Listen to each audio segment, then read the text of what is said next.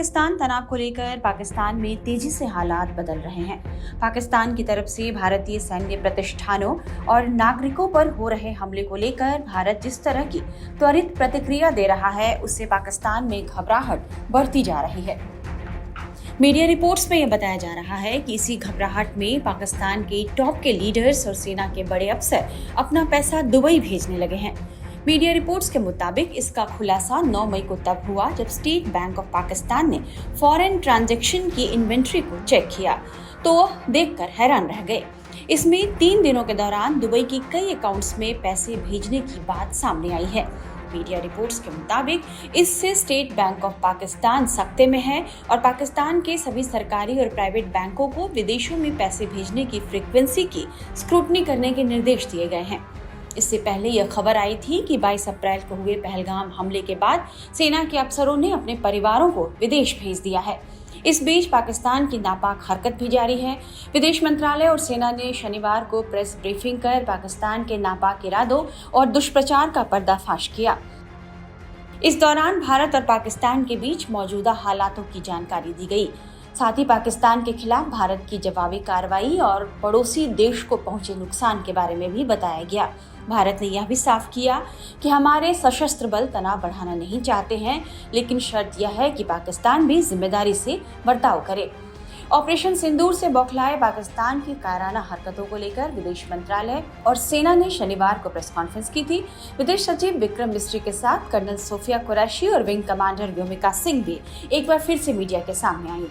Colonel Sophia ने कहा कि पाकिस्तान लगातार हमले कर रहा है और हमारे वायुसेना स्टेशनों पर हमले किए गए और पंजाब के एयरबेस को भी निशाना बनाया गया, लेकिन भारतीय सेना ने इन सभी को नाकाम कर दिया और जवाब में भारत ने पाकिस्तान के कई सैन्य ठिकानों पर प्रहार किया है। नमस्कार। पाकिस्तान सेना ने पूरी पश्चिम मोर्चे पर लगातार आक्रामक गतिविधियां जारी रखी। उसमें UCAV drone, long range weapon, loitering munitions और लड़ाकू विमानों का उपयोग कर भारतीय सैन्य ढांचे को निशाना बनाया। नियंत्रण रेखा पर भी ड्रोन घुसपैठ और भारी कैलिबर हथियारों से गोलाबारी की। अंतर्राष्ट्रीय सीमा और एलओसी पर श्रीनगर से नलिया तक 26 से अधिक स्थानों पर हवाई घुसपैठ के प्रयास किए गए। भारतीय सशस्त्र बलों ने अधिकांश खतरों को सफलतापूर्वक निष्क्रिय किया। फिर भी वायु सेना स्टेशनों पर उधमपुर, पठानकोट, आदमपुर और भुज बठिंडा स्टेशन, इन सब पर उपकरण व पर्सनल्स को हानि पहुंचाई। मैं ये भी बताना चाहती हूँ कि पाकिस्तान ने हाई स्पीड मिसाइल सुबह 1:40 पर इस्तेमाल करके पंजाब के एयरबेस स्टेशन को दागने की कोशिश की। एक निंदनीय और अनप्रोफेशनल एक्ट के तहत पाकिस्तान ने श्रीनगर, अवंतीपुर और उधमपुर के वायु सेना अड्डों पर चिकित्सा केंद्र और स्कूल परिसर को निशाना भी बनाया, जिससे उसके द्वारा सिविल इंफ्रास्ट्रक्चर पर हमला करने की गैर जिम्मेदाराना प्रवृत्ति फिर उजागर हुई। पाकिस्तान द्वारा सैन्य ठिकानों को जानबूझकर निशाना बनाने के पश्चात भारतीय सशस्त्र बलों ने त्वरित व सुनियोजित जवाबी हमले किए। Technical installation, command and control centres, radar sites और हथियार भंडार को चुनकर निशाना बनाया गया।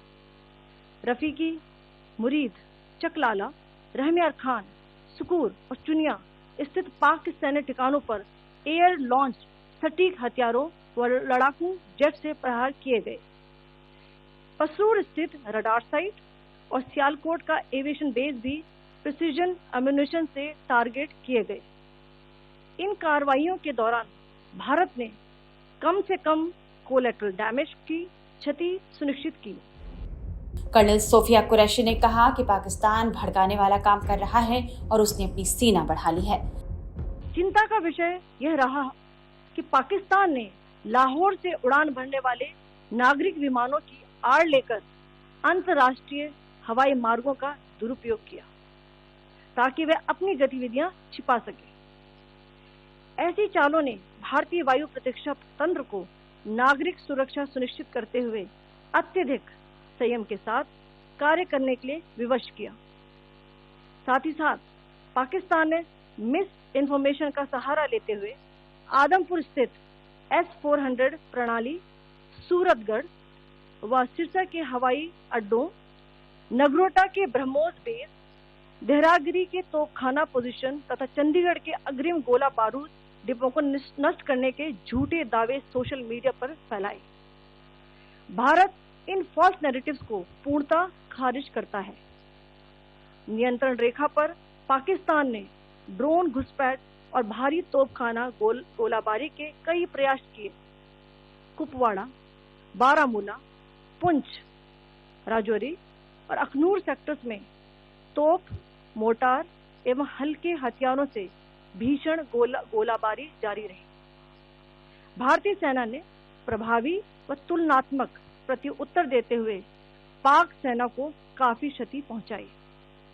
पाकिस्तान सेना के अग्रिम क्षेत्रों में सैनिकों की डिप्लॉयमेंट बढ़ती दिख रही है, जो स्थिति को और भड़काने की मंशा दर्शाती है। भारतीय सशस्त्र बल पूर्ण परिचालन तत्परता की स्थिति में है।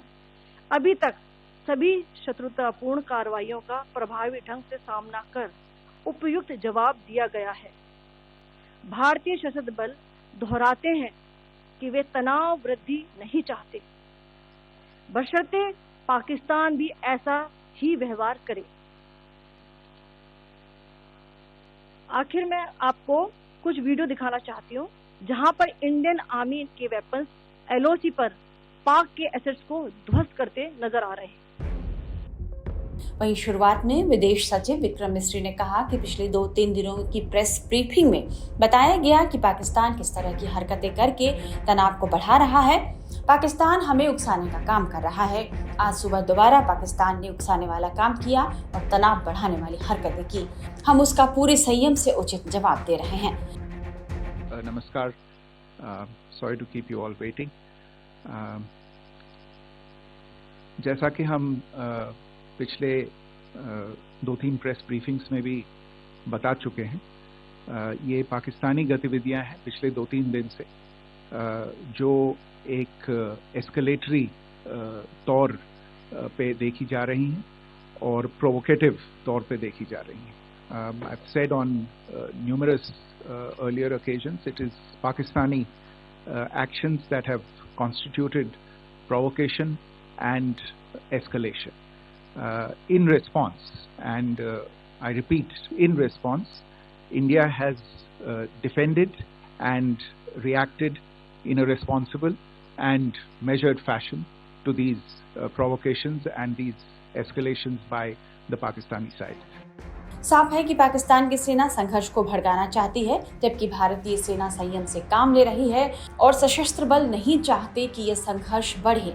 लेकिन यदि पाकिस्तान नहीं मानता है तो भारतीय सेना भी उसका जवाब देने के लिए पूरी तरह से तैयार है।